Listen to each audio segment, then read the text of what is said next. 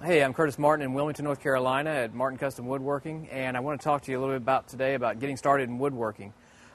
There's all different levels of woodworking. There's expertise. There's master craftsmen. There's people that just carve. There's people that make little cars for soapbox derbies. Those are all kinds of forms of woodworking.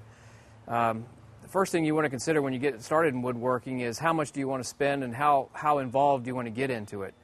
If you just want to get started, the best thing to do is probably get some videos or some books. Find Woodworking puts out a lot of great press on woodworking shops and availability. If you have an area in your house, maybe a garage or a basement that you can work out of, that's a good start. You need, of course, electrical supply. You're going to need hand tools. You're going to need some shop.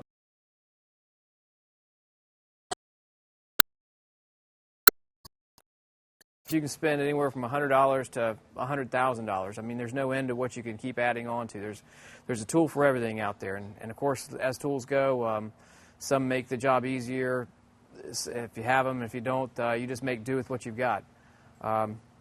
Woodworking it's very enjoyable and time passes quickly, but you want to be careful also on one side that you keep all your fingers on your hands and you don't cut yourself versus the wood. You want to stay at your level. If you live in an area where you can take some classes, maybe at a community college, that'd be a great start. If you have someone that you know in the family or somebody that is willing to show you the beginning steps of woodworking, that's another great start. So familiarize yourself with your area. There's a lot of woodworker clubs, in fact, in different areas, so you can join one of those, and that's a good start.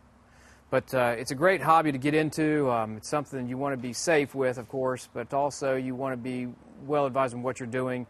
So do your research first, find your budget, and then work around projects that are within your realm. Don't go overboard at first, and work your way into things.